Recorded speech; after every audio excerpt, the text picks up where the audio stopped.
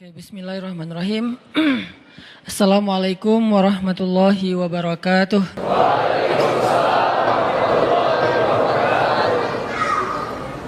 Innal hamdalillah nahmaduhu wa nasta'inuhu wa nastaghfiruh.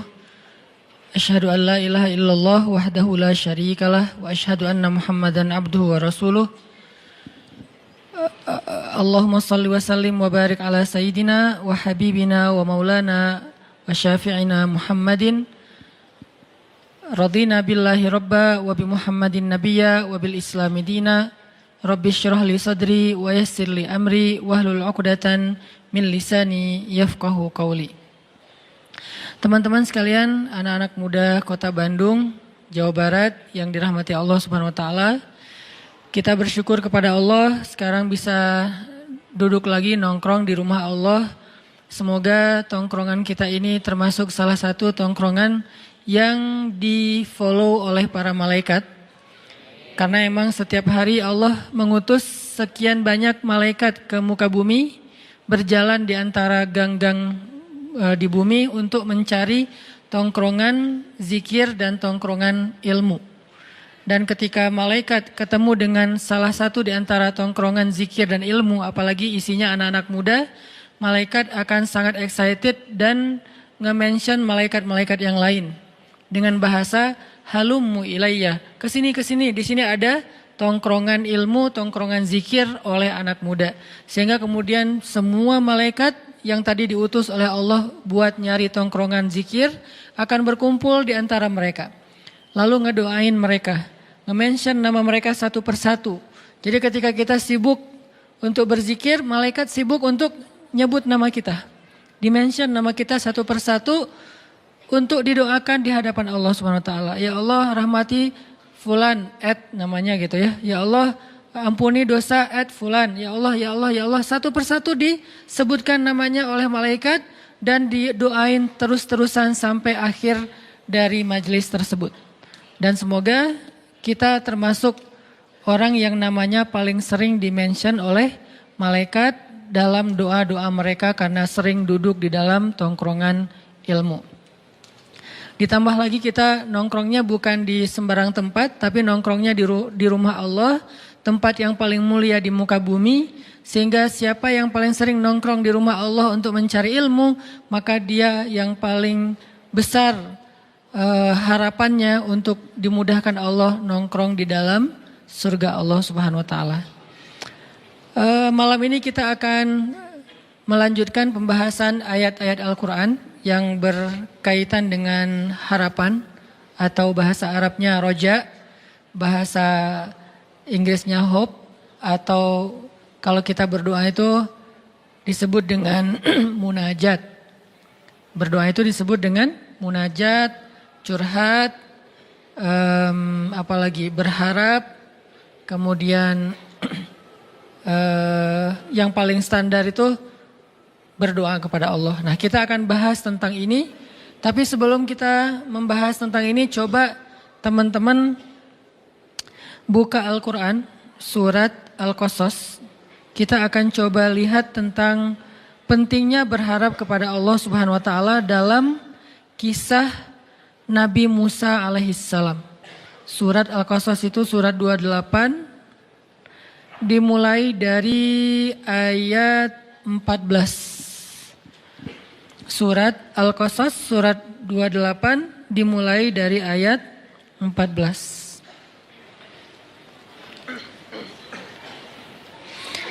Jadi sharing atau nongkrong bareng yang kita lakuin Rabu malam ini sejak udah sekitar sebulan lebih, mulai kita masukin konten yang lebih ke membedah atau merenungkan ayat-ayat Al-Quran. Kayak pertama dimulai dengan surat Ad-Duha, saya nggak tahu berapa kali pertemuannya, tapi mudah-mudahan udah cukup kebayang nih. Kemudian dilanjutkan dengan surat Al-Insyirah atau Asy-Syarah, yang juga mudah-mudahan jadi kayak motivasi buat kita supaya berlapang dada. Nah, malam ini kita akan coba bedah satu paragraf dari surat Al-Qasas, surat 28 ayat 14. Sebetulnya ayatnya sampai ayat 28 ya, satu lembar. Cuman kalau kita baca semuanya waktu kita terbatas, jadi hanya baca beberapa ayat saja tentang berharap kepada Allah Subhanahu wa taala. Bahasa lainnya mungkin ar-roja atau munajat atau doa atau termasuk juga tawakul. Tawakul itu bahasa Indonesianya tawakal. Orang Arab nyebutnya tawakul, tapi kita nyebutnya tawakal. Kalau tawakal itu lebih ke kata kerja, tapi kalau tawakul itu udah menjadi sebuah kata sifat. Oke, kita baca dari mulai ayat berapa? 14. A'udzu billahi minasy syaithanir rajim. Silakan.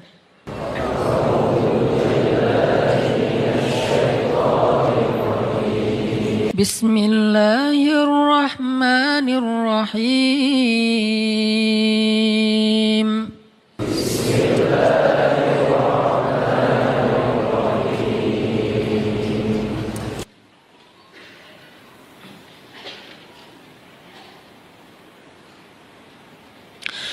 ولما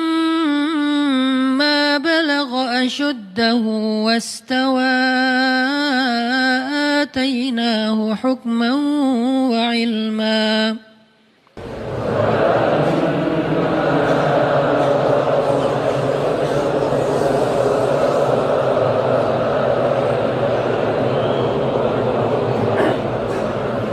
وكذلك نجزي المحسنين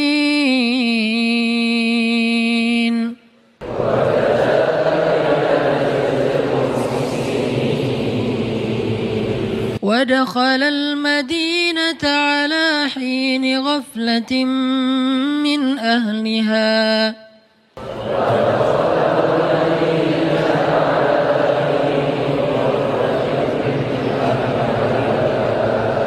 فوجد فيها رجلين يقتتلان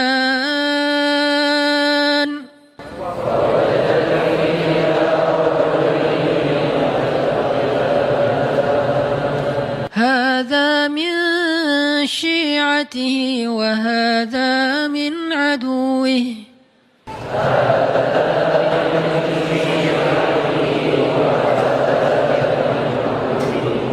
فاستغاثه الذي من شيعته على الذي من عدوه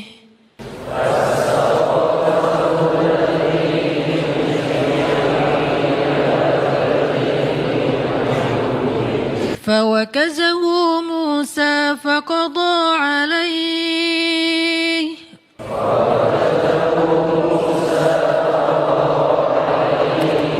قال هذا من عمل الشيطان إنه عدو مضل مبين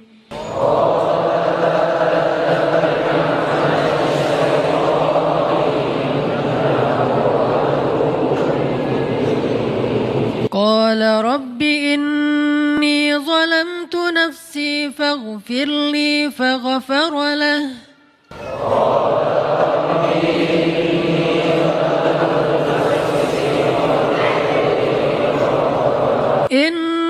إنه هو الغفور الرحيم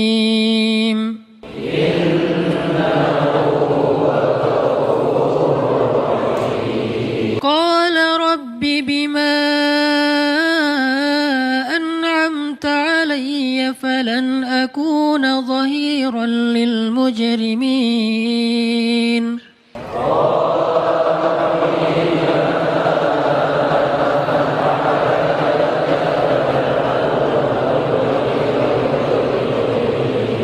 فأصبح في المدينة خائفا يترقب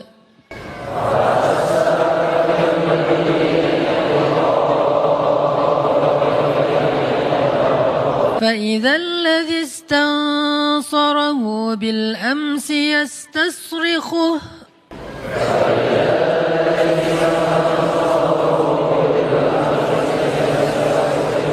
قال له موسى إنك لغوي مبين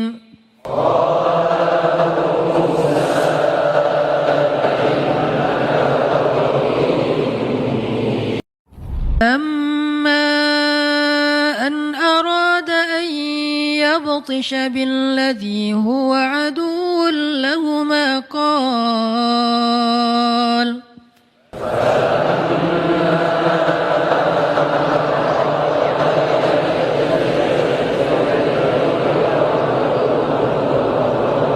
قال يا موسى أتريد أن تقتلني كما قتلت نفسا بالأمس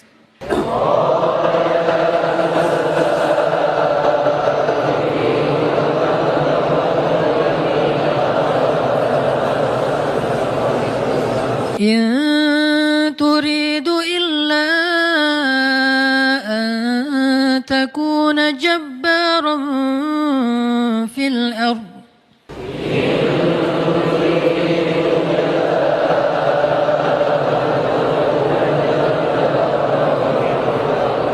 وما تريد أن تكون من المصلحين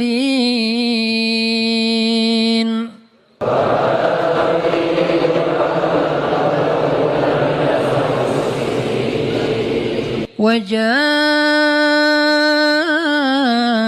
رجل من أقصى المدينة يسعى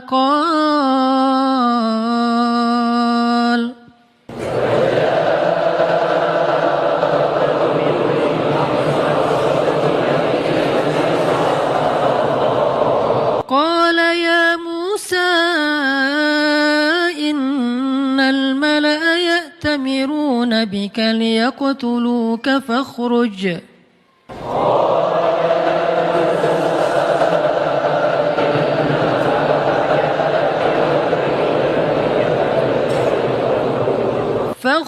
إني لك من الناصحين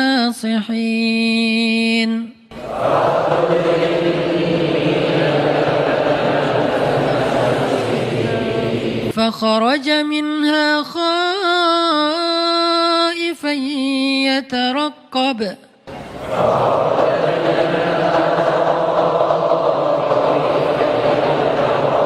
قال رب نجني من القوم الظالمين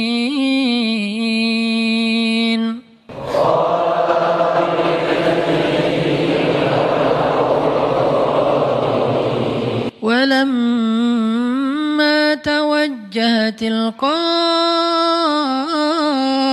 مدين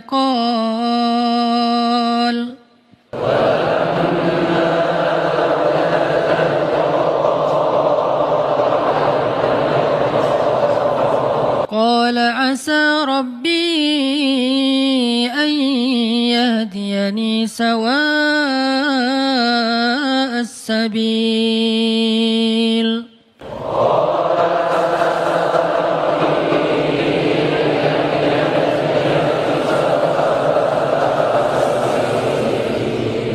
ولما ورد ماء مدين وجد عليه أمة من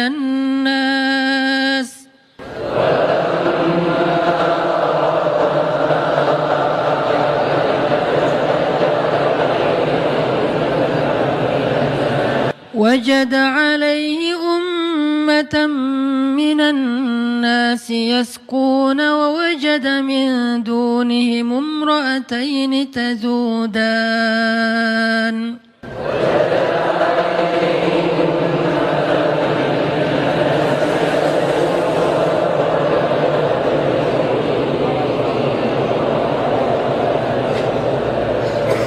قال ما خطبكما قالتا لا نسقي حتى يصدر الرعاء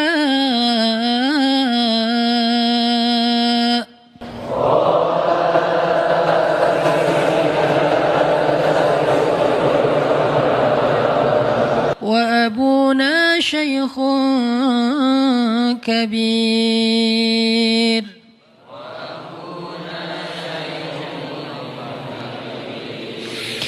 فسقى لهما ثم تولى إلى الظل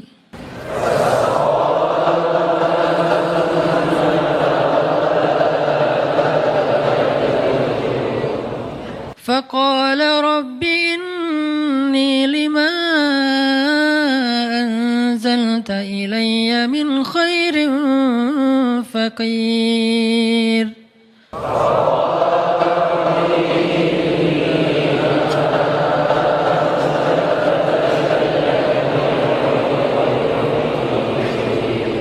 فجاءته إحداهما تمشي على استحياء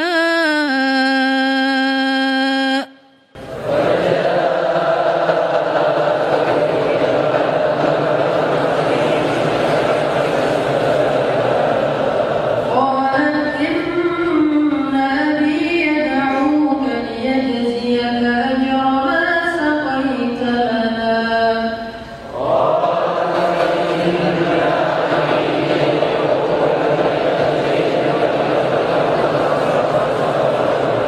فلما جاءه وقص عليه القصص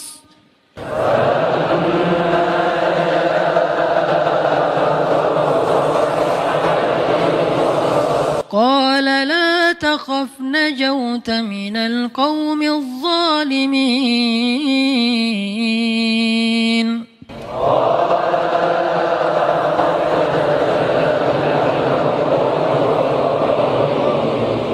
قالت إحداهما يا أبت استأجره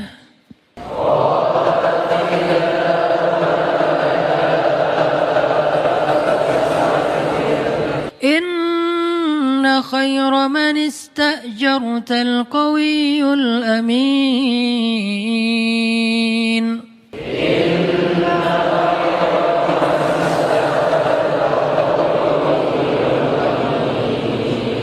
قال إني أريد أن أنكحك إحدى ابنتي هاتين على أن تأجرني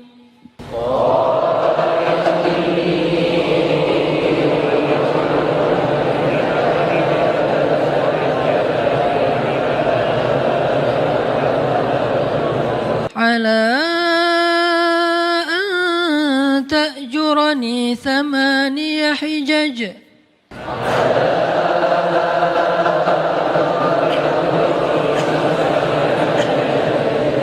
فإن أتممت 10 فمن عندك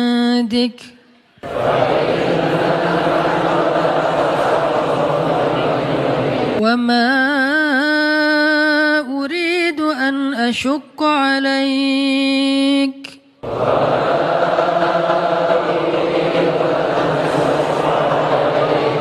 ستجدني إن شاء الله من الصالحين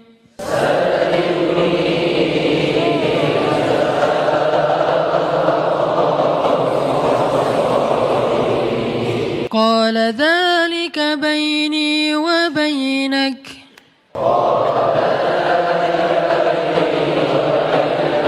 أيما الأجلين قضيت فلا عدوان علي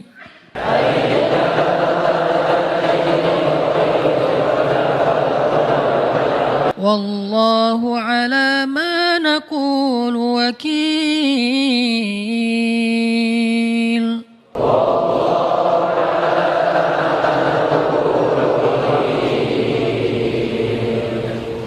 Jadi selesai. Alhamdulillah. Oke, kita coba renungkan terjemahannya. Challenge-nya buat teman-teman adalah menemukan dari paragraf ini berapa kalimat Musa berdoa atau berapa kali Musa berdoa. Saya bacain dulu terjemahannya. Dan setelah dia atau Musa dewasa dan sempurna akalnya, kami anugerahkan kepadanya hikmah kenabian dan pengetahuan. Dan demikianlah kami memberi balasan kepada orang-orang yang berbuat kebaikan. Dia Musa masuk ke dalam kota Memphis, atau kalau sekarang tuh dekat dengan Kairo, dulu namanya Memphis, sekarang namanya Kairo atau Giza. Dia masuk ke kota Memphis ketika penduduknya sedang lengah, bukan lengah sebetulnya, sedang istirahat. Maka dia mendapati di dalam kota itu 2 orang laki-laki sedang bertengkar. Yang seorang dari golongannya yaitu Bani Israel dan seorang lagi dari pihak musuhnya. Jadi yang satu Habib, yang satu lagi McGregor. Kurang lebih lah ya, boleh-boleh lah ya. Orang yang dari golongannya meminta pertolongan kepadanya. Nah, ini agak kurang nih sih. Orang yang dari golongannya, siapa golongannya? Orang Bani Israel ya, meminta pertolongan kepada Musa untuk mengalahkan orang yang dari pihak musuhnya. Lalu Musa bukan meninju, mendorong. Kalau meninju wajar kalau dia terbunuh. Ini hanya mendorong, makanya Musa kaget. Dan matilah musuhnya itu tiba-tiba. Dia Musa berkata, ini bukan perbuatanku, ini perbuatan setan. Sungguh setan itu adalah musuh yang jelas dan menyesatkan. Maksudnya pas Musa ngedorong itu setan ikut-ikutan gitu. Jadi double-double. Akhirnya orangnya mati. Musa berdoa, ya Tuhanku, sesungguhnya aku telah menzalimi diriku sendiri, maka ampunilah aku. Maka Allah mengampuninya, sesungguhnya Allah dialah yang maha pengampun lagi maha penyayang. Dia Musa berkata, ya Tuhanku, demi nikmat yang telah engkau anugerahkan kepadaku, maka aku tidak akan menjadi penolong bagi orang-orang yang berdosa lagi. Maksudnya, dia udah gak mau lagi nolongin orang-orang yang kayak gitu. Karena itu dia Musa menjadi ketakutan berada di dalam kota itu sambil menunggu-nunggu akibat perbuatannya. Tiba-tiba orang yang kemarin meminta pertolongan berteriak lagi meminta tolong kepadanya. Musa berkata kepada dia, engkau sungguh orang yang nyata-nyata tersesat. Ini terjemahannya, engkau sungguh itu bahasa kita apa? Benar ya gitu. Kamu tuh emang orangnya aneh, nah, gitu maksudnya. Bukan engkau sungguh orang yang nyata-nyata tersesat. Benar ya, kamu tuh aneh banget ya. Dari kemarin bertengkar awalnya gitu kan ya. Nah ini nih bahasanya kurang lebih kayak gitu. Kenapa dari kemarin kamu gelut terus sama orang lain gitu. Maka ketika dia hendak memukul dengan keras orang yang menjadi musuh mereka berdua, musuhnya berkata, Musa, apakah kamu bermaksud pengen mau membunuhku sebagaimana kemarin engkau membunuh seseorang? Engkau hanya bermaksud menjadi orang yang berbuat sewenang-wenang di negeri ini dan engkau tidak bermaksud menjadi salah seorang dari orang-orang yang mengadakan perdamaian. Dan seorang laki-laki datang bergegas dari ujung kota seraya berkata, wahai Musa, sesungguhnya para pejabat negeri sedang berunding tentang hukuman atas kasusmu membunuh mereka. Hukuman atasmu untuk membunuhmu. Maka keluarlah dari kota ini. Sungguh aku orang yang memberi nasihat kepadamu dengan jujur. Maka keluarlah Musa dari kota itu. Kota apa? Memphis, Kairo. Maka keluarlah Musa dari kota itu dengan rasa takut. Waspada kalau ada yang menyusul atau mencarinya, menangkapnya. Dia berdoa, ya Tuhanku, selamatkanlah aku dari orang-orang yang zalim itu.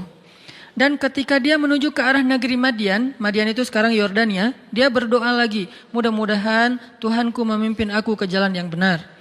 Lalu ketika dia sampai di sumber air negeri Madian atau Yordania, dia menjumpai di sana sekumpulan orang yang sedang memberi minuman ternak mereka. Dan dia juga melihat di belakang orang banyak itu 2 perempuan yang sedang menambat ternak mereka atau mengantri. Dia Musa bertanya, apa maksudmu dengan berbuat begitu? Bukan, apa masalah kalian? Gitu maksudnya. Kedua perempuan itu menjawab, kami tidak dapat memberi minuman ternak sebelum penggembala-penggembala lelaki itu memulangkan ternak mereka. Sedangkan ayah kami adalah seorang laki-laki tua yang sudah lanjut usia. Maka Musa pun memberi minuman ternak kedua perempuan itu.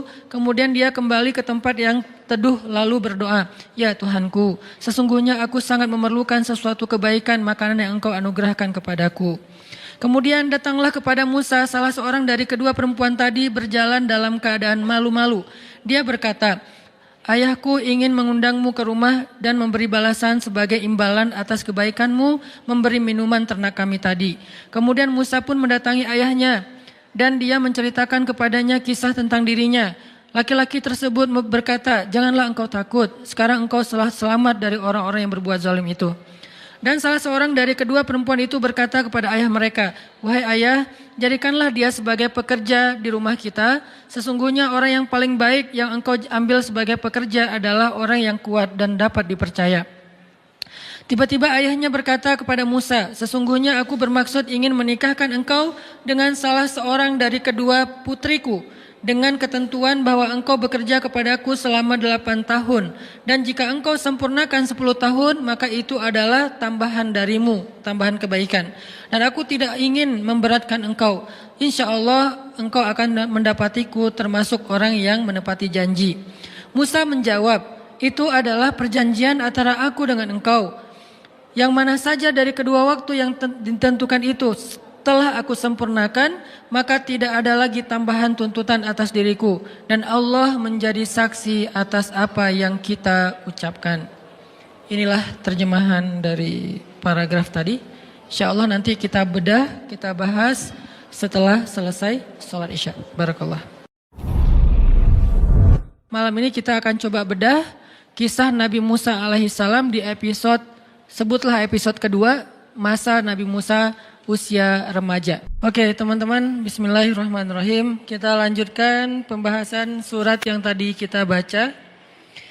Tadinya pengen baca cuman setengah, tapi keenakan karena emang sifat dari Al-Quran itu kan sebetulnya kalau kata Utsman bin Affan, kalau hati kalian, bukan nggak enak juga nerjemahinnya.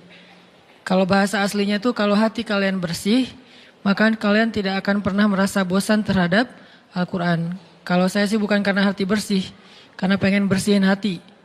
Jadi merasa kayak butuh baca lebih banyak, dan salah satu surat yang buat saya sih paling favorit itu selalu surat-surat atau ayat-ayat tentang kisah ya. Jadi kalau baca ayat kisah itu rasanya kayak nonton film. Apalagi kisah para anbiya. Kebayang langsung imajinasi kolosalnya, imajinasi adegan-adegan dramatisnya. Itu langsung kayak nonton film, terus kayak ngenikmati banget alur-alurnya. Nah ini termasuk surat ataupun kisah tentang Nabi Musa alaihissalam. Teman-teman kalau perhatiin kisah Nabi Musa di Al-Quran itu agak acak memang. Kayak misalnya kisah pertama tentang Nabi Musa di Al-Quran itu surat apa? Al-Baqarah. Karena di Al-Baqarah itu kan langsung masuk cerita Bani Israel ya. Setelah cerita tentang Nabi Adam, langsung Musa Bani Israel dengan Bani Israelnya. Nah, justru di Al-Baqarah itu kisah kisah Musa lebih ke episode ke berapa? Udah bukan di awal-awal itu. Episode ketika Musa udah keluar dari Mesir. Justru cerita di Al-Baqarah itu ketika Musa sudah keluar dari Mesir. Kalau yang di awal-awal justru di Al-Qasas. Al-Qasas yang awalnya Musa kecil. Musa baru lahir, dihanyutkan ke Sungai Nil. Kemudian nanti episode keduanya yang tadi kita baca, Musa remaja. Dengan kasus, salah satu klimaksnya di episode itu adalah Musa, apa? Klimaksnya? Musa menikah. Itu klimaksnya. Dan itu penting ya. Jadi di episode kedua itu klimaksnya Musa menikah. Kalau episode pertama klimaksnya Musa dihanyutkan ke Sungai Nil. Kalau yang kedua klimaksnya Musa menikah. Nanti ketiga ada di surat Toha. Ketika Musa udah nikah dan pengen balik ke Mesir ya. Terus di tengah jalan dapat wahyu untuk berdakwah kepada Firaun. Allah tunjukin beberapa bukti kekuasaan Allah. Klimaksnya adalah ketemu Firaun. Nanti balik lagi ke Al-Qasas dan Toha sama tuh mengisahkan episode tentang ketika Musa mendakwahi Firaun. Lalu nanti sampai puncaknya adalah belah laut. Nah episode berikutnya Musa setelah belah laut, setelah Mesir, yaitu di Palestina yang ada di surat Al-Baqarah. Dan episode berikutnya nanti ada di surat Al-Kahfi. Musa ketika udah kayak selesai semua era-era dakwah dia, sekarang mulai mencari seseorang yang laki-laki soleh pengen belajar sesuatu yang baru lagi dari orang itu. Yaitu Musa dengan adegan Khidirnya. Puncaknya ditinggalkan oleh Nabi Khidir. Jadi adegan-adegan bersama Nabi Khidir. Jadi cerita Nabi Musa itu di Al-Quran sangat banyak. Bisa dibilang Nabi yang di Al-Quran dikisahkan paling banyak selain Rasulullah SAW adalah Musa alaihissalam. Kalau Nabi Muhammad wajar karena Al-Quran diturunkan kepada beliau. Tapi kalau Musa, beliau punya Taurat. Tapi kenapa di Al-Quran kisahnya panjang banget? Saking banyak sekali adegan-adegan yang luar biasa dari kisah Nabi Musa dan inspiring banget buat kita baca. Kalau Yusuf panjang tapi satu surat doang. Kalau Ibrahim banyak surat tapi nggak sepanjang Musa. Kalau Musa itu panjang banget. Kalau Zakaria misalnya ada di 2 atau 3 surat nggak terlalu panjang juga lah. Maryam oke, tapi Musa lebih panjang dari mereka semuanya. Dan ini malam ini kita akan coba bedah kisah Nabi Musa alaihissalam di episode, sebutlah episode kedua, masa Nabi Musa usia remaja. Disebutkan oleh Allah Subhanahu wa taala di ayat berapa tadi teh? 14. Walamma balagha asyuddah wastawa atainahu hukman wa ilma. Ketika Musa sudah berusia asyuddah, usia cukup. Berapa usia cukup? Kata sebagian ulama usia cukup itu adalah usia cukup menikah. Usia cukup di sini adalah usia cukup menikah. Perlu kita cari tahu berapa? Ada ikhtilaf. Jadi aman ya. Ada sebagian ulama mengatakan usia cukup di sini adalah 20 tahunan. Sudah belum? Oh ya. Yeah. Berarti sudah asyuddah. Sudah cukup tuh. Jadi walamma balagha asyuddah, ketika Musa sudah berusia cukup, sebagian ulama mengatakan 20-an tahun. Sebagian yang lain mengatakan 30-an tahun. Kenapa? Karena usia 30 tahun sampai 40 tahun itu adalah usia ideal seorang laki-laki. Usia ketika bertemu 2 kebaikan pada dirinya. Pertama secara fisik dia sudah sempurna, kedua secara akal dia sudah bijaksana. Kalau di atas 40 tahun mulai nih fisiknya berkurang sedikit demi sedikit. Tapi nggak langsung drastis, 40 tahun terus tiba-tiba jadi lemah, nggak juga sih. Pelan-pelan nih berkurang, tapi idealnya bertahan antara 30 sampai 40 tahun. Setelah 40 tahun fisiknya mulai berkurang sedikit demi sedikit, akalnya tetap sempurna.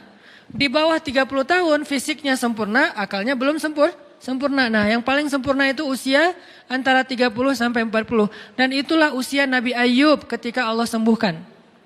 Nabi Ayub sakit sekitar usia 80 tahun. Lalu ketika Allah sembuhkan, mandi dengan air di bawah kaki beliau, tiba-tiba beliau jadi muda lagi. Mudanya beliau kata sebagian besar ulama tafsir adalah di usia antara 30 sampai 40 tahun. Karena itulah usia paling ideal. Dan itu juga yang menjadi patokan usia penduduk surga. Penduduk surga itu kata Allah usianya sebaya. Arti sebaya rata-rata antara 30 sampai 40 tahun. Dan itulah usia penduduk surga. Jadi kalau belum usia 30 tahun, belum sempurna syaratnya nih. Di atas 40 tahun udah agak-agak gimana gitu. Jadi usia yang ideal itu antara 30 sampai 40 tahun. Walaupun itu nggak berlaku kepada semua orang. Ada orang yang usia 20 tahun tapi dia melakukan karya-karya yang bahkan orang 40 tahun belum melakukannya. Seperti Muhammad Al-Fatih. Atau kalau para anbiya itu seperti Nabi Yusuf alaihissalam, Nabi Yahya alaihissalam, Nabi Isa alaihissalam, nabi-nabi yang keren, yang masih muda-muda tapi udah dapat ilmu. Nabi Yahya itu bukan usia remaja malah. Yahya khudil kitaba biquwwah wa atainahul hukma sobiyya. Kami berikan kepada Yahya itu hukma. Hukma ini adalah ilmu yang banyak ketika dia masih berusia sobiyya, masih anak-anak, seusia akbar. Seusia akbar udah jadi nabi. Udah duduk depan terus kita dengerin.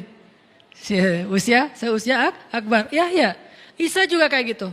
Kalau Isa malah dikasih kemampuan berbicara, usia masih dalam gendongan ibunya. Cuman ngomongnya cuma sekali doang. Setelah itu udah gak bisa ngomong lagi kecuali secara normal. Artinya gak berlaku kepada setiap orang. Ada juga misalnya kayak sahabat usia belasan tahun udah memimpin pasukan yang prajuritnya itu sahabat senior.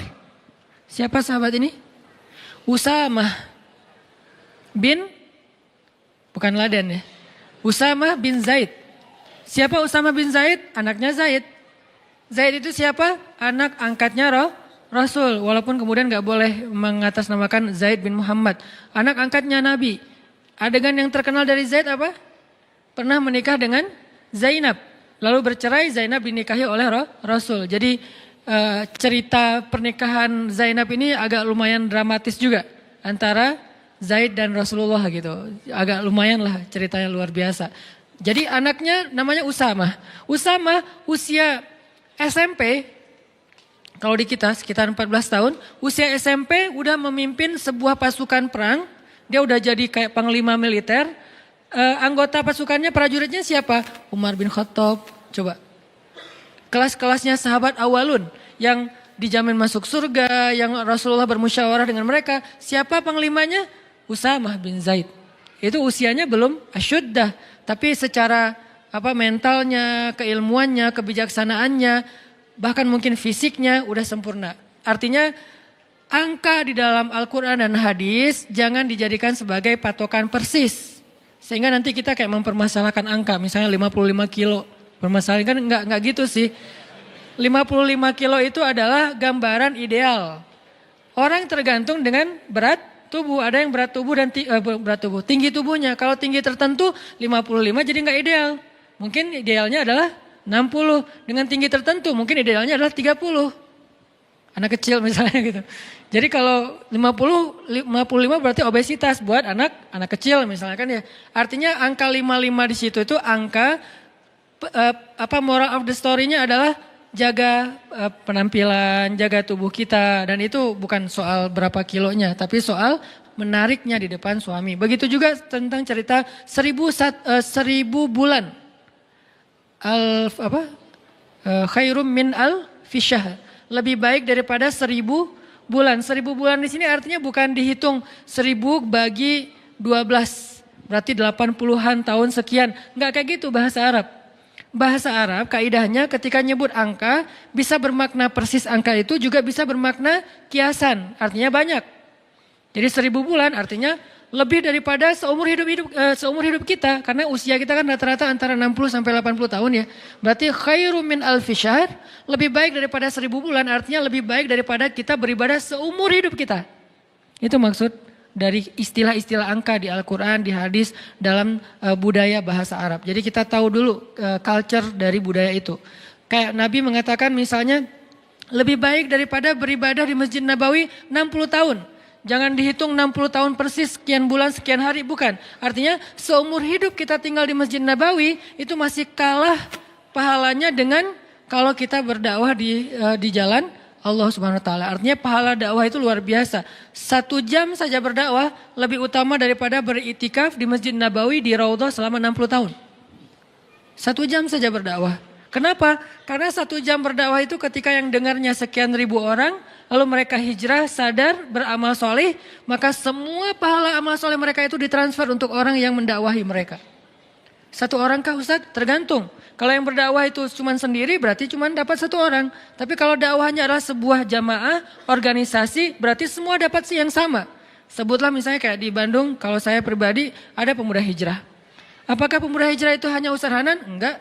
Pemuda hijrah itu ada Buni dengan teman-teman di dalam, ada yang MC-nya, ada operatornya, ada admin untuk sosial medianya, ada bagian kreatifnya, ada segala macam IO-nya. Semua yang terlibat dalam dakwah pemuda hijrah, lalu orang kemudian mendengar dakwah pemuda hijrah itu sekian juta orang, mereka semuanya mendapatkan pahala yang sama persis, bukan dibagi rata. Tidak dibagi rata, dikasih sama masing-masing. Misalnya 1.000.000 orang jadi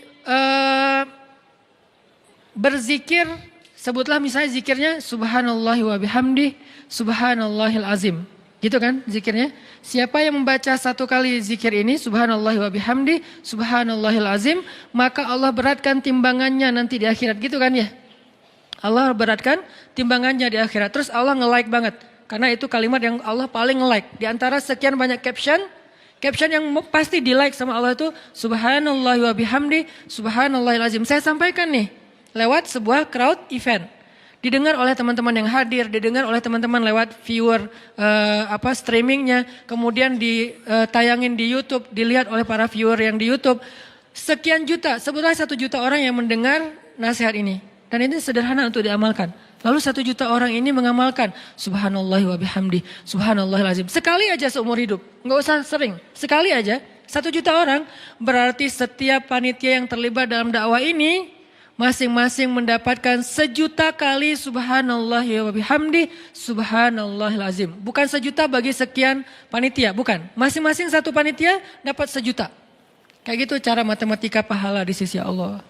Makanya wajar kalau Nabi mengatakan 1 jam berdakwah atau berjihad lebih utama daripada 60 tahun beribadah. Dua-duanya amal solih. Tapi kalau dibandingkan jauh.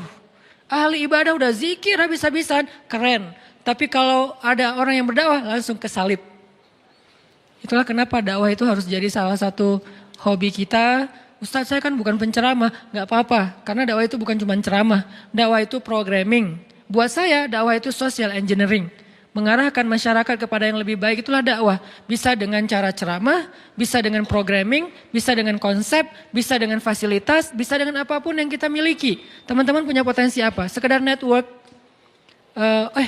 Saya kenal dengan orang yang bisa support dakwah Ustadz. Misalnya kayak nyadiain tempat gitu untuk acara tabligh akbar. Saya kenal orangnya, akhirnya dia kayak yang memediasi. Jadi tabligh akbar di situ dia dapat pahala sebanyak orang yang datang ke tempat itu. Padahal dia nggak bayar apapun, nggak sumbangin apapun, nggak donasi apapun, cuma network doang. Yang lain misalnya bentuknya repost di sosial media, dia nge-repost. Alhamdulillah nih bagus nih boosternya, di-repost sama dia. Maka sebanyak orang yang mendengar nasihat itu lewat repostan dia dapat pahala sebanyak itu. Kalau ini kemudian gara-gara di-repost akhirnya ada efek viral, karena dia repost kan repost itu jadi nggak ketahan ya. Bisa banyak banget kan, nggak kebendung gitu. Maka semua yang repost itu dia dapat pahala tanpa dia sadari. Amal jariyah ngalir terus menerus kepada dia. Passive income banget. Dan itu baru freedom apa? Bukan freedom finansial ya, freedom spiritual. Kenapa freedom spiritual? Dia nggak beramal, tapi pahalanya ngalir kan gitu kan ya. Salah satu tujuan yang paling puncak dari orang mencari uang itu buat supaya dia bisa jalan, bisa main, bisa traveling, bisa ngapa-ngapain, tapi uangnya ngalir terus kan, itu udah berarti udah freedom ya, udah berhasil, udah kayak bebas gitu, udah merdeka. Harusnya spiritual juga kayak gitu. Kita sehari-hari orang lihat, dia mah biasa aja amalnya. Jangan menjudge. Kita nggak tahu amal orang lain. Allah yang lebih tahu. La tuzakku anfusakum huwa a'lamu bimanittaka. Ada orang yang kayak dijudge kayaknya seolah-olah dia tuh orang biasa aja, amalnya nggak terlalu keren, jidatnya nggak hitam, apa misalnya. Oke, kita respect dengan orang yang jidat hitam tuh menunjukkan dia rajin sujud. Tapi maaf, saya tutupin takut ria. Nggak ada juga. Takut malu sebetulnya. Jadi kayak oke lah, saya pasti selalu respect lah sama orang yang cadaran, saya respect sama orang yang pakai sorban, saya respect sama orang yang pakai jubah yang di atas mata kaki, orang yang janggutnya panjang segala macam, respect banget. Tapi jangan sampai kita menjadikan itu sebagai standar baku seolah-olah kalau nggak kayak gitu berarti udah nggak masuk surga. Karena bisa jadi orang nggak terkenal sama sekali, tapi dia kerjaannya ngapain? Repostin ceramah aja. Ceramah Ustadz Abdul Somad di repost. Ceramah saya di repost, Ustadz Felix, Ustadz Umar Mita, siapapun, Ustadz Ali Dayat, di repost. Dia kayak beramal soleh itu lewat itu. Atau dia bikin kayak apps gitu atau apalah untuk ngebantu dakwah para ustadz. Pokoknya dia pengen dakwah ini berkembang. Saya ustadz gak bisa ceramah tapi bisa membuat ceramah ustadz itu viral. Biar beri saya kesempatan. Akhirnya dia bikin. Akhirnya banyak sekali pahala dari yang dia dapatin. Ini namanya dakwah. Balik lagi kepada pembicaraan tadi, angka dalam bahasa Arab tidak selalu persis maknanya angka kayak gitu. Tapi juga bermakna banyak, bermakna lebih, dan seterusnya. Nah Musa ketika usianya sekitar 20 atau 30 tahun, tapi saya lebih condong dengan pendapat ulama yang mengatakan 20 tahun. Karena nanti dia masih ada masa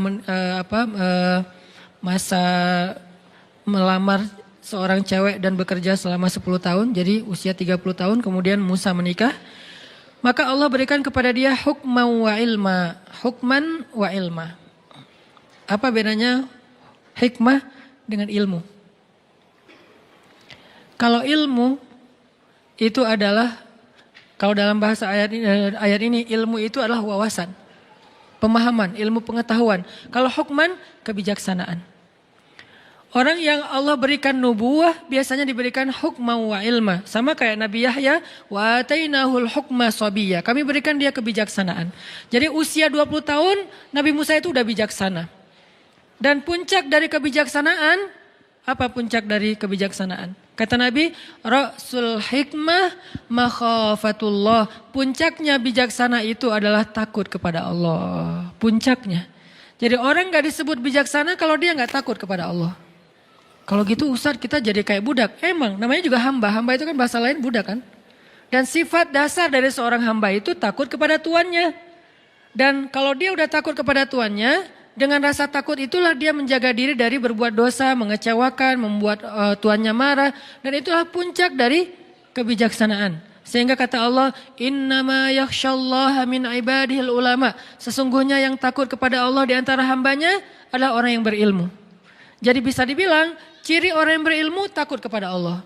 Bukan banyak wawasan, bukan banyak teori, bukan panjang narasinya, bukan bagus dalam penulisan captionnya. Tapi dia takut kepada Allah. Ketika dia mau bikin dosa, takut kepada Allah. Ketika dia mau nyakitin orang lain, takut kepada Allah. Ketika dia mau bohong, takut kepada Allah. Ketika dia mau curang, takut kepada Allah. Bisa jadi dia wawasannya gak terlalu banyak. Tapi ilmunya sampai kepada puncak hikmah. Tanya sama diri kita masing-masing. Apakah yang kita pelajari setiap Rabu malam atau di taklim-taklim yang lain udah bikin kita takut sama Allah belum? Atau itu sekedar kayak wawasan doang gitu. Oh ya gue udah tahu, oh ya baru tahu, oh ya lucu juga ya, oh ya seru ya, oh ya. Ini mungkin baru sekedar wawasan dan entertain. Kita pengen nyari ilmu yang bikin kita takut sama Allah. Allah anugerahkan dalam diri kita sebagiannya adalah ujian, halu'a, jazu'a, manu'a, ajula, dha'ifa. Ini kan sifat-sifat manusia yang harus diberesin. Terus ngeberesinnya pakai apa? Tanya sama diri kita masing-masing. Apakah yang kita pelajari setiap Rabu malam atau di taklim-taklim yang lain udah bikin kita takut sama Allah belum? Atau itu sekedar kayak wawasan doang gitu. Oh ya gue udah tahu, oh ya baru tahu, oh ya lucu juga ya, oh ya seru ya, oh ya. Ini mungkin baru sekedar wawasan dan entertain. Kita pengen nyari ilmu yang bikin kita takut sama Allah. Dan rata-rata orang-orang yang hebat dalam cerita Al-Quran semuanya takut sama Allah. Salah satunya Yusuf alaihissalam. Yusuf itu salah satu bentuk adegan dia takut sama Allah ketika dia digoda oleh seorang cewek. Ceweknya tuh cantik banget, terkenal bahkan jadi simbol kecantikan perempuan Mesir. Bukan Cleopatra, tapi istri Al-Aziz. Karena ini versi Al-Quran kan cantik banget. Saking cantiknya sampai Yusuf juga tertarik kepada dia. Karena Yusuf kan terlalu keren ya. Orang kalau terlalu keren kan punya standarnya juga agak tinggi kan. Dia gak mau yang biasa-biasa aja gitu. Dia pengennya yang kayak gimana. Walaupun itu tetap relatif kan. Relatif menurut kita kayak biasa, menurut dia udah tinggi. Menurut kita kok carinya yang warnanya agak gelap sih. Dia justru senangnya yang gelap-gelap. Kayak misalnya kayak bule kan senangnya cowok Indonesia karena dianggap kayak etnik gitu, kayak gitu ya. Agak-agak dia kurang senang gitu yang terlalu charming, terlalu bright gitu, dia nggak terlalu suka. Dia senangnya ya agak-agak ini untuk menghibur diri saya gitu ya. Dia senangnya agak-agak gelap gitu. Walaupun saya pakai kamera ini jadi agak-agak happy sih, setiap foto kok jadi cerah ya. Ya artinya teman-teman bahwa Yusuf punya standar yang tinggi. Kalau dia sampai tertarik dengan perempuan itu, berarti itu perempuan cantik banget. Wahammat bihi, wahamma biha. Ceweknya suka sama dia, dia juga suka sama cewek itu. Kayak gitu ayatnya, ham. Ham itu ada rasa gairah. Yusuf itu normal, suka sama cewek. Jadi bukan, gue malas sama dia. Kenapa? Soalnya dia cewek. Nah ini bahaya nih. Justru Yusuf itu sukanya sama, jadi normal banget, cowok yang normal. Terus gimana kok bisa kejaga? Gara-gara Allah perlihatkan sebuah tanda-tanda. Ada banyak tafsir tentang kalimat tanda-tanda ini, yang intinya adalah yang saya pengen sampaikan adalah Yusuf takut kepada Allah. Gara-gara takut kepada Allah ketahan. Kebayang gak sih rasa takutnya Yusuf berarti lebih besar daripada hawa nafsunya? Karena udah ditutup rapat pintu kamarnya, terus si ceweknya itu udah siap menyerahkan dirinya kepada Yusuf, udah ngegodain Yusuf, narik lagi tuh. Dan ceweknya itu kayak selebgram gitu. Followersnya tuh seluruh Mesir, semua cowok tuh berandai-andai sampai mimpi-mimpi, bisa nggak ya dia kayak cerai sama suaminya nikah sama gua gitu, terus di stalking gitu, udah cerai belum kayak gitu-gitu kan ya. Kayak didoa-doain supaya mereka rumah tangganya berantakan. Yusuf nggak ngapa-ngapain, udah digoda sama ceweknya. Kita kadang-kadang untuk nggak ngebuka udah nggak ngeklik sebuah postingan yang nggak sengaja muncul gitu kayak gimana gitu. Aduh, kenapa tangan saya kayak aduh pengen banget ya diklik gitu kan. Jadi kayak nggak kayak gregetan gitu, kayak gatal tangannya. Itu aja kita udah kalah dengan hawa nafsu. Berarti rasa takut kita kepada Allah jauh lebih kecil daripada hawa nafsu kita terhadap hal yang sepele. Ini ujiannya sepele banget loh, cuman ngeklik doang kan sepele ya. Berarti kalau itu aja kita kalah, berarti emang rasa takut kita kepada Allah tuh hampir dibilang kayak nggak ada. Sedangkan Yusuf alaihissalam, beliau udah ada di dalam ruangan, ketutup, ceweknya cantik banget di atas rata-rata, semua tipe cewek yang ideal tuh ada pada diri dia tuh, udah ideal banget lah pokoknya. Dan Yusuf juga normal, hamma biha, dan suka sama cewek itu, tertarik sama cewek itu. Juga ingin mengekspresikan hasratnya kepada cewek itu. Tapi tiba-tiba Allah ingatkan bahwa Allah nggak suka dengan perbuatan ini. Lalu Yusuf langsung lari, ditarik dari belakang, lari sekencang mungkin, ditarik lagi. Bukan, aku udah lari ya, kamu tarik, ini bukan salah aku ya, udahlah balik. Enggak gitu sih, modus banget kan ya. Ustadz, saya sih udah menghindar, tapi dia aja yang terlalu semangat kayak agresif gitu Ustadz. Saya kan gak bisa mengecewakan orang lain daripada saya zolim. Itu modus. Jadi benar-benar ditarik. Jadi bukti bahwa Yusuf serius lari itu sampai sobek. Dan baju Yusuf itu dari bahan kayak karung yang yang terbuat dari kayak benang. Goni ya, tahu goni kan? Kain goni tahu kan ya, yang tebal gitu kan ya, itu sampai sobek, kebayang gak gimana nariknya? Wah, ya usah dibayangin. Pokoknya sobek aja. Akhirnya Yusuf pas sudah sobek ada di depan pintu, dibukain pintunya, di depannya udah ada si suaminya, si cewek. Itu adegan itu saya selalu skip, nggak kebayang gitu gimana perasaan suaminya. Dan suaminya ini orangnya bijaksana banget, masih nanya, nggak langsung gebukin. Padahal dia punya banyak pengawal, dia kan seorang penguasa kan. Bisa aja Yusuf langsung digebukin rame-rame, langsung dihilangkan dari peredaran. Enggak, dia mah nanya dulu nih ada apa, kenapa kalian kayak gini berdua di dalam kamar. Si ceweknya kan ketakutan, langsung bilang, ini nih cowok ini nih godain saya nih. Dia tutup pintunya dan dia ingin menyakiti saya. Kamu mau melepaskan orang yang kayak gini sama istri kamu? Terus datang seorang yang lain yang bijaksana, dia mengatakan, Tuhan jangan dulu menyimpulkan, coba lihat baju siapa yang sobek. Kalau baju Yusuf yang sobek di depan, berarti Yusuf memaksa cewek ini untuk melakukan perbuatan dosa. Sehingga cewek ini meronta-ronta sobek di depan. Tapi kalau Yusuf bajunya sobek di belakang, berarti Yusuf ingin lari tapi cewek ini yang narik. Coba lihat, ternyata di belakang. Cewek ini udah gak bisa menghindar. Tapi karena ini berita bisa menghebohkan jagat online, bisa viral di mana-mana dan ini membahayakan stabilitas politik negara, akhirnya emang kayak gitu pertimbangan kata ulama tafsir. Akhirnya tetap raja ini menghukum Yusuf. Di sini ada semacam kebohongan publik nih. Kenapa? Karena kalau sampai berita keluar itu adalah ceweknya yang bersalah, maka akan mempermalukan keluarga raja banget. Sehingga tetap Yusuf yang dihukum. Propaganda lah ya. Yusuf dihukum walaupun dia nggak salah dan rajanya udah respect sama Yusuf. Nanti sehingga ketika ada masalah nanya juga ke Yusuf. Intinya apa teman-teman? Rasa takut Yusuf kepada Allah itu luar biasa. Sampai ke tingkat kayak gitu masih bisa nahan. Kalau nggak ada perasaan apa-apa nahan, ya itu nggak ada ujiannya. Jadi ketika kita normal, Ustadz normal kan, Ustadz tertarik sama lawan jenis, ya Yusuf juga normal. Ustadz manusiawi kan, saya marah, ya tapi Nabi Musa juga manusiawi. Nabi Musa juga bisa marah. Ustadz normal kan kalau kita sakit hati, ya Nabi Ayub juga bisa sakit hati ketika beliau ditinggalkan gara-gara beliau sakit. Normal kan Ustadz kalau kita misalnya kayak nyerah aja udah capek, ya Nabi Yunus juga pernah kayak gitu dan ditegur oleh Allah. Jadi hal-hal yang normal manusiawi ini bukan berarti kita boleh melakukannya.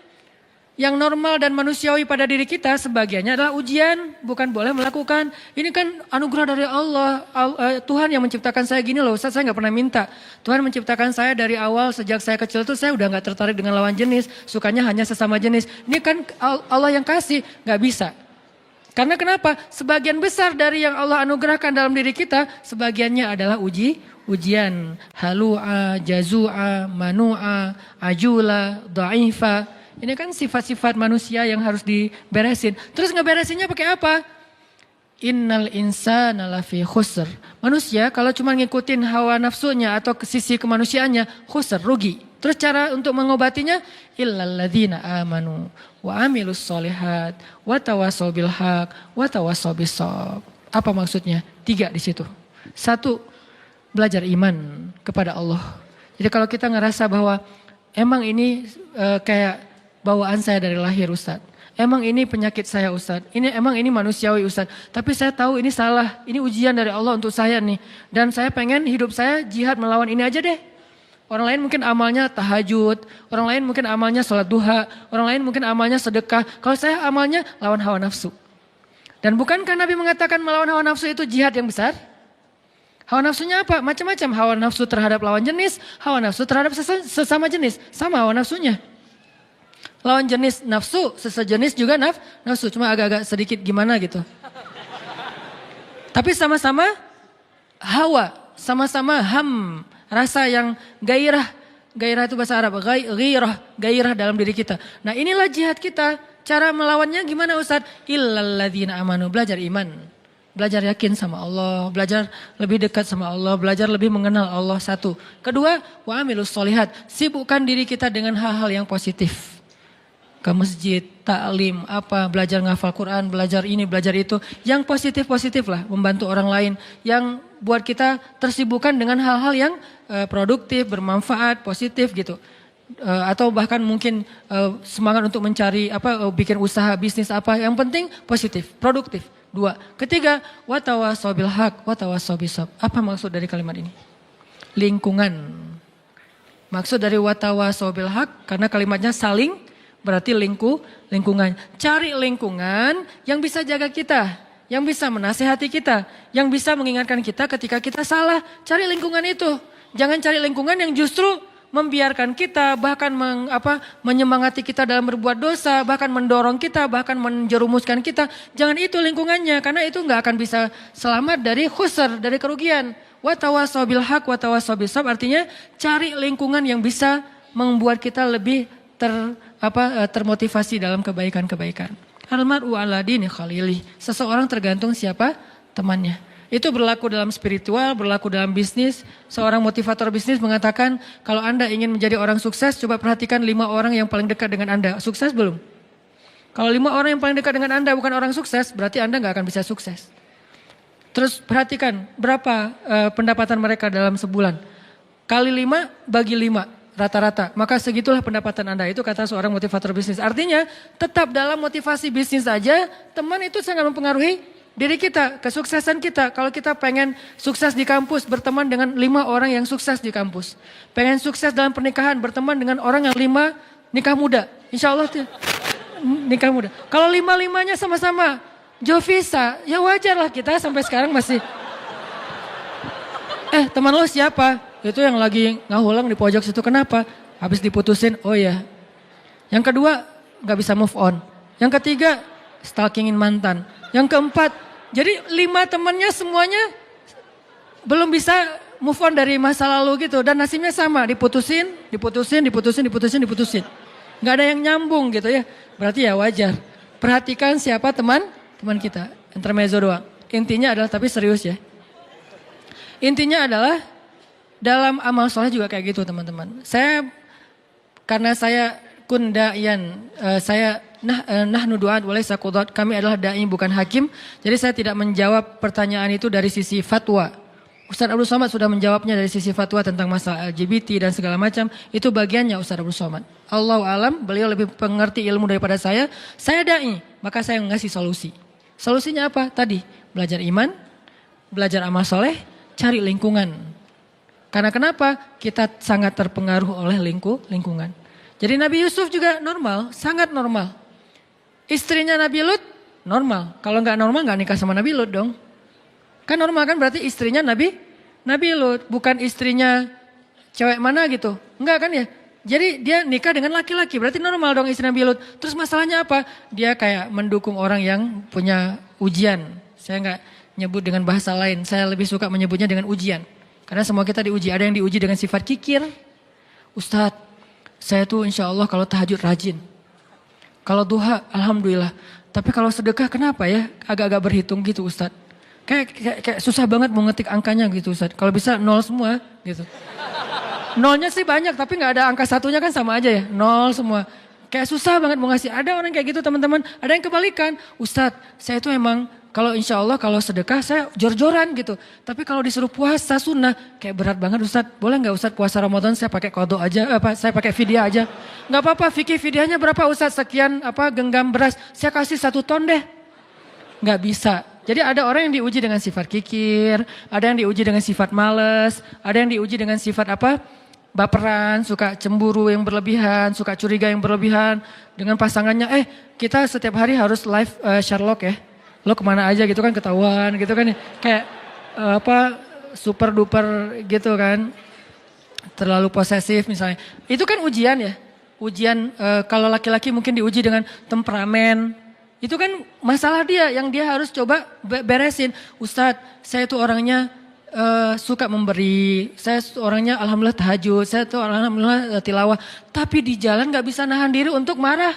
Klakson panjang, terus buka kaca marah-marah keluar, terus langsung nyegat orang di jalan, terus dilabrakin. Kalau perlu dipecahin kacanya dan segala macam lah kayak gitu-gitu. Saya juga pernah kayak gitu soalnya konyol. Udah gitu saya taubat nasuha deh. Kenapa? Melototin orang pas dibuka, Ustadz, gak jadi, pergi aja. Udah melototin gak jadi gitu kan malu banget ya. Nah, jadi akhirnya tobat gak mau lagi kayak gitu sesekali sih masih. Artinya teman-teman itu kan ujian masing-masing orang. Termasuk ada orang yang ujiannya apa? Gak bisa jaga mata. Gak bisa jaga mata. Susah banget gitu. Yang lain dia bisa zikir. Astagfirullah, astagfirullah, astagfirullah, subhanallah, subhanallah, subhanallah, subhanallah, subhanallah. Jadi dia tuh kayak lidahnya tuh gampang berzikir tapi matanya tuh susah nunduk gitu. Ngelihatnya ke atas aja kalau di TSB. Kalau di dalam mall ke bawah aja di lantai 2. Jadi kayak ujian dia adalah mata. Ada ujian orang yang lisan. Gak bisa nahan diri dari membicarakan orang lain.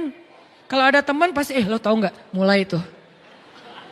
Lo mau dengar gosip yang terbaru gak? Ini update banget nih. Mulai lagi. Jadi ujian dia di sini. Ada ujian di sini, di perut. Ada juga yang kalau bahasa Nabi itu di antara perut dengan lutut, ujiannya adalah hawa nafsunya. Semua orang dikasih ujian oleh Allah untuk dia survive dengan ujian itu. Dan mungkin itulah jalan dia ke surga. Termasuk orang yang tadi ujiannya suka kepada sesama jenis, itu ujian dia. Saya gak mau menjudge dengan istilah penyakit atau apa, itu bagian ustadz yang lain. Buat saya itu ujian buat teman-teman yang punya masalah ini. Coba kita beresin. Bukan dia doang yang punya ujian, kita juga punya, cuman beda. Kalau ujian yang lain misalnya kayak ujiannya tuh susah untuk ngelupain kesalahan orang. Ujiannya tuh susah untuk ngobatin sakit hati. Ujiannya itu kayak susah khusyuk dalam sholat. Asal udah sholat, asal udah takbir banyak ide. Allahu Akbar. Oh iya benar tuh. Jadi asal udah takbir dapat banyak ide gitu. Jadi kayak kalau dia udah mentok, buat sholat pura-pura. Bisa pas itu dapat ide gitu. Pas pura-pura gak keluar ide.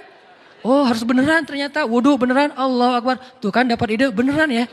Jadi kayak ujian banget buat dia sholat khusyuk. Itu semua orang diuji oleh Allah. Kan Allah menguji kita untuk melihat keseriusan kita dalam mendekati dia gitu. Makanya teman-teman yang punya ujian yang tadi saya sebutin, yuk illalladzina amanu, belajar iman.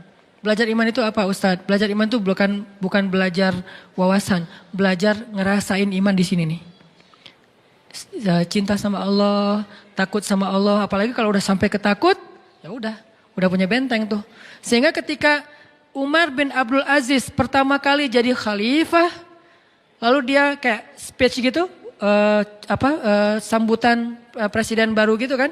Ketika dia speech, kalimat pertama yang keluar dari Umar bin Abdul Aziz apa? Inni akhafun nar.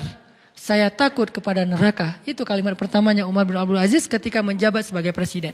Takut kepada neraka. Itulah yang membuat dia gak bisa tidur malam hari kecuali mau mencari tahu apa masalah rakyatnya. Itu yang membuat dia akhirnya mengeluarkan semua hartanya untuk kebutuhan rakyatnya. Sampai gelang-gelang istrinya diambil. Dia bilang kepada istrinya, yang aku atau gelang. Maksudnya gimana? Kalau kamu pilih aku, maka berikan gelang itu untuk rakyat. Kalau kamu pilih gelang, maka aku tinggalkan kamu secara baik-baik, kita jalan sendiri-sendiri. Kayak gitu Umar bin Abdul Aziz. Jangan langsung dipraktekin ya. Karena Umar bin Abdul Aziz ngomong kayak gitu setelah mendidik istrinya sekian tahun. Dan istrinya juga bukan perempuan biasa. Ummul Ayal, perempuan ini namanya Fatimah. Itu juga anak raja, orang hebat banget, soleha banget. Makanya Umar bin Abdul Aziz tahu lah level istrinya. Sehingga dia bilang, yang gelang atau aku? Setelah dijelaskan oleh Umar bin Abdul Aziz, apa kata jawaban istrinya? Wahai Umar bin Abdul Aziz, yang bukan cuman gelang, dunia dan seisinya kalau kamu minta aku berikan selama Allah ridho kepadaku. Itulah istri yang soleha. Berdoalah semoga kita diberikan makmum seperti istri Umar bin Aziz. Tapi kitanya harus jadi Umar bin Abdul Aziz. Jangan yang gelang atau aku. Buat apa? Mau beli motor baru. Nggak benar ya. Mau beli apa misalnya kayak kebutuhan kayak hawa nafsu kita doang. Jangan. Artinya itulah mereka, karena takut kepada Allah ketahan dari berbuat dosa. Umar bin Khattab juga kayak gitu, karena takut kepada Allah hanya gara-gara salah ngomong ke seorang nenek-nenek yang beragama Nasrani, itu kepikiran gak bisa tidur malam. Ada nenek-nenek datang ke Umar bin Khattab bilang, ya Amirul Mukminin, udah jadi Amirul Mukminin, presiden. Ya Amirul Mukminin, saya ini nenek-nenek yang punya banyak utang. Nenek-nenek punya banyak utang, gak sanggup bayar. Boleh nggak saya minta tolong dari Baitul Mal supaya saya bisa bayar hutang? Buat apa hutangnya nek? Kok banyak banget? Nenek kolektor barang-barang antik? Bukan. Saya itu hutang karena nggak punya keluarga yang menafkahi saya sehingga saya berhutang udah numpuk sekarang. Angkanya sih nggak gede, cuman buat seorang nenek-nenek yang nggak punya pekerjaan besar. Akhirnya Umar mengambil dari Baitul Mal dibayarin hutangnya. Nggak sengaja Umar ngelihat nenek-nenek ini pakai kalung salib. Umar baru tahu ternyata dia Nasrani bukan Muslim. Akhirnya Umar nanya gini, nenek udah ngeliat kan Islam kayak gimana? Ya gimana menurut nenek? Islam agama yang luar biasa. Kamu adalah seorang pemimpin yang adil. Saya respect banget dengan agama kamu. Nek, kenapa nenek gak masuk Islam? Ngomong gitu. Ya saya udah tua, udah gak sanggup mikir yang kayak gitu-gitu, terlalu berat buat saya. Buat dia tuh ideologi itu berat. Perdebatan mana yang benar mana yang salah berat. Ya udah, pulang aja Umar. Sampai di rumah Umar kepikiran, astagfirullah ya Allah, apakah saya memaksa nenek itu masuk Islam gara-gara adegan tadi? Gimana nih kalau gitu memaksa berarti saya udah melanggar ayat la ikraha fiddin. Tidak boleh memaksa dalam urusan agama. Astagfirullah ya Allah, maafin saya nggak ada maksud, nggak sengaja. Lama dia kepikiran, malam nggak bisa tidur, bolak-balik nggak bisa tidur. Sampai ditanya sama istrinya Umar, Atika, ya Umar kenapa kamu nggak bisa tidur? Ya Allah ampuni saya. Dia nggak mau ngomong sama istrinya semalaman. Kenapa? Takut sama Allah. Besok dia datang kepada seorang sahabat yang paling bijaksana. Ali bin Abi Thalib. Ali itu paling bijaksana, luar biasa ilmunya. Ya Abul Hasan panggilannya. Ali gimana nih? Gimana emang ceritanya? Diceritain. Wahai Umar, kamu bermaksud memaksa? Tidak, kalau gitu innamal a'malu binniyat. Beneran? Beneran. Alhamdulillah gitu coba. Kemana sekarang iman ini di antara kaum muslimin?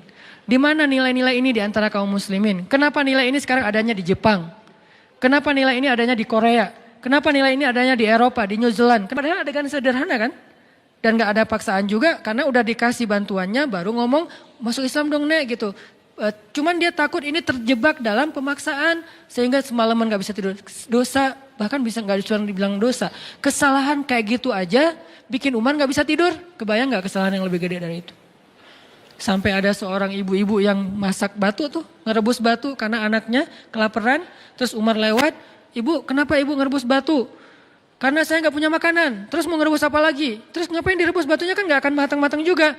Ini hanya untuk membuat anak saya berpikir bahwa saya lagi masak makanan, dia gak akan nangis lagi sampai dia tertidur. Kasihan banget nasibnya. Anaknya sampai harus berpikir, mak lagi masak apa? Nih, lagi masak nih, ntar ya tunggu ya, ini udah mendidih nih. Oh ya ditunggu sampai tidur. Lalu dia bilang, saya akan tuntut Umar di hadapan Allah nanti di akhirat. Langsung gemetar Umar. Umar itu pasti lebih tangguh daripada Habib kan? Yang kalau nyekek McGregor, kalau Umar cuma giniin doang paling. Kenapa? Setan aja takut sama Umar. Kalau ini kan baru McGregor yang takut sama Habib nih. Ini setan, takut sama Umar. Umar lewat, setan, kita ngambil jalan itu aja. Males ada Umar lewat situ. Setan.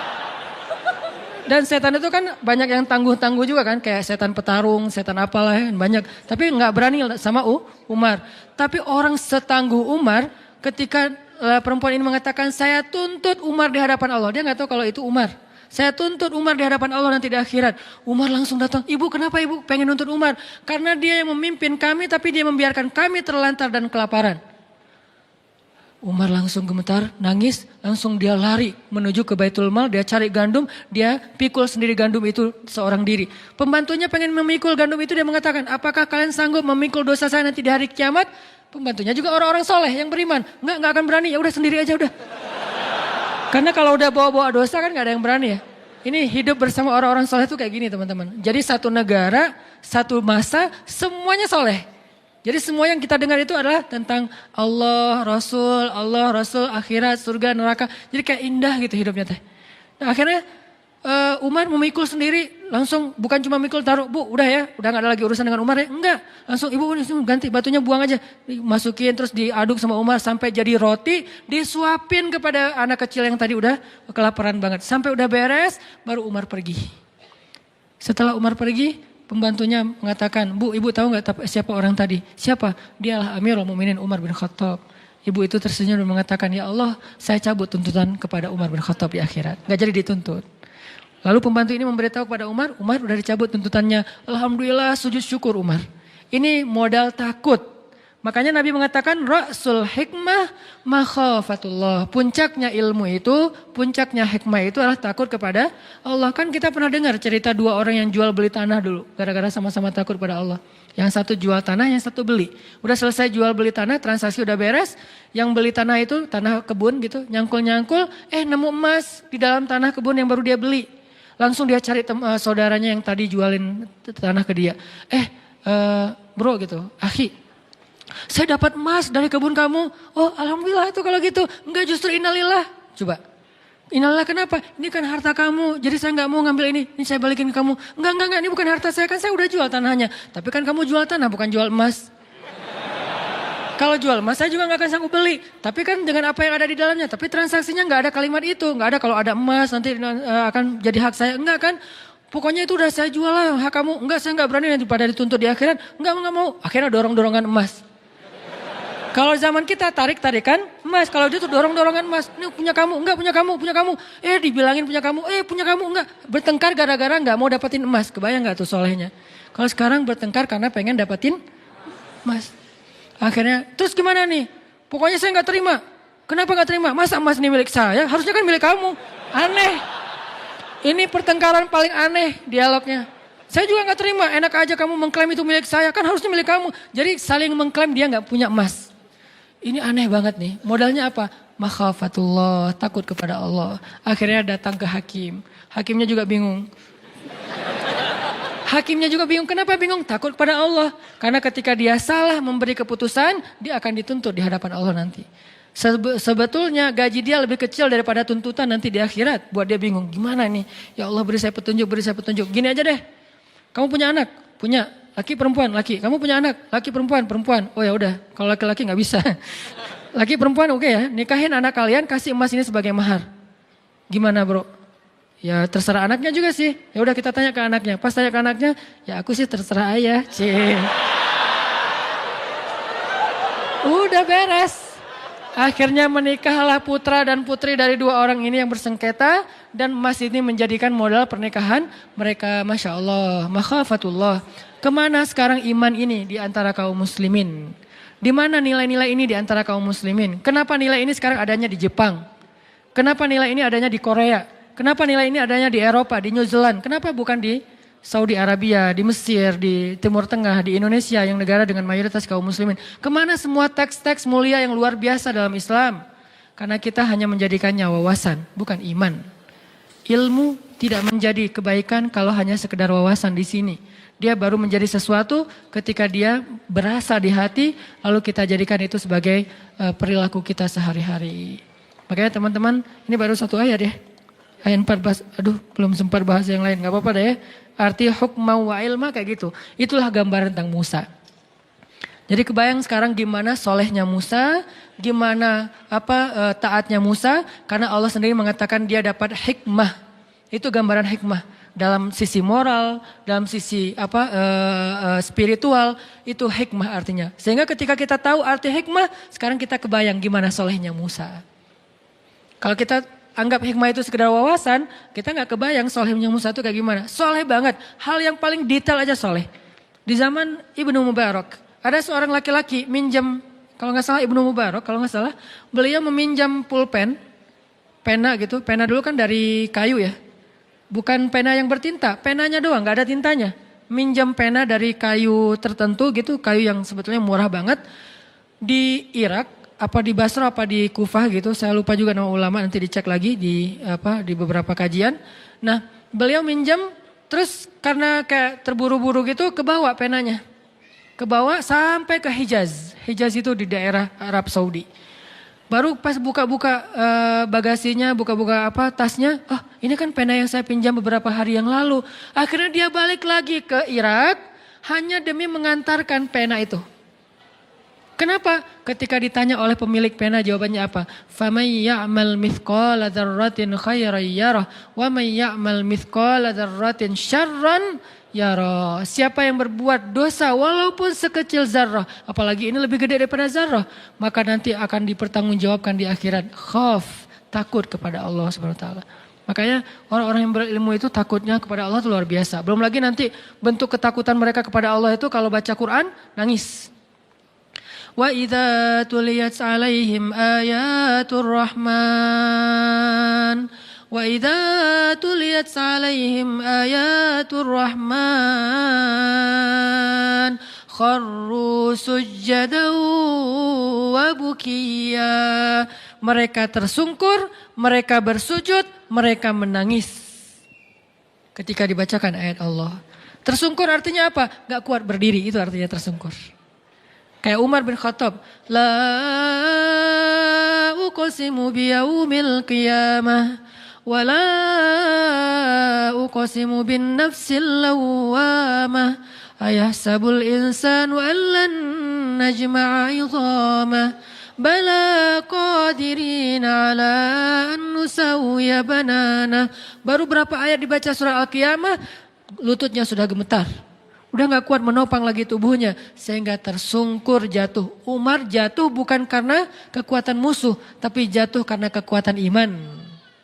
Musuh gak ada yang bisa menjatuhkan Umar. Musuh gak ada yang bisa membuat Umar terduduk. Musuh tidak ada yang bisa membuat Umar terbaring, tersungkur. Gak ada musuh yang bisa membuat Umar tersungkur kecuali iman yang membuat dia tersungkur dengan sendirinya. Kenapa? Iman Umar bentuknya khauf kepada Allah, takut kepada Allah. Sehingga ketika baca ayat ini tersungkur. Khalid bin Walid. Siapa yang gak kenal dengan nama besar ini? Khalid bin Walid sampai mengatakan, Nabi bilang apa? Hampir tidak ada perempuan yang bisa melahirkan anak seperti Khalid. Hampir tidak ada perempuan yang bisa melahirkan anak seperti Khalid. Saking kerennya Khalid, jadi susah perempuan bisa ngelahirin anak sekualitas Khalid. Fisiknya, fatonah itu briliannya dalam urusan strategi militer. Dan belum pernah dia duel, kalah itu belum pernah. Dan di tangannya udah belasan pedang patah dalam duel-duel kayak gladiator gitu. Itu Khalid banget. Dan dia saking hebatnya Khalid, kalau teman-teman mau tahu sehebat apa Khalid, lihat pasukannya. Karena pasukan yang hebat gak mau dipimpin oleh pemimpin yang biasa. Pasukannya itu Musanna, Sa'ad bin Abi Waqqas, Ikrimah. Banyak nama-nama besar dari pasukannya. Saya banyak baca nama tokoh-tokoh hebat dalam Islam. Pasukannya, 1000 pasukannya, satu orang saja bisa mengalahkan 1000 musuh. Satu laki-laki yang sebanding dengan 1000 musuh. Musanna tidak akan kalah satu pasukan yang di dalamnya ada Musanna. Ini adalah prajuritnya Khalid. Kebayang gak gimana panglimanya? Prajuritnya aja kayak gini.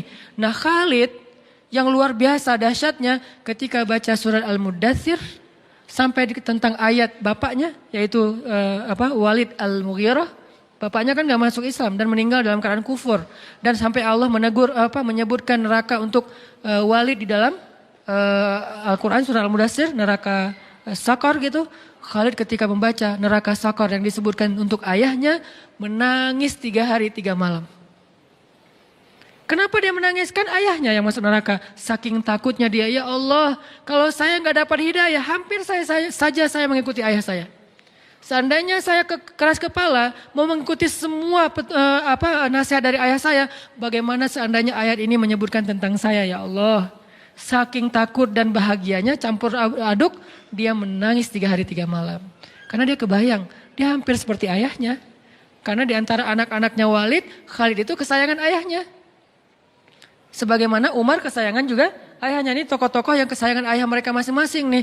Karena kesayangan ayahnya, dia apet banget sama ayahnya. Kemana ayahnya pergi, dia pergi. Apa yang ayahnya bicarakan, dia bicarakan. Apa yang ayahnya anggap benar, dia anggap benar. Gak pernah berselisih dengan ayahnya kecuali tentang Islam. Gak pernah berselisih dengan ayahnya kecuali tentang Islam. Itu juga setelah ayahnya meninggal, baru dia berselisih.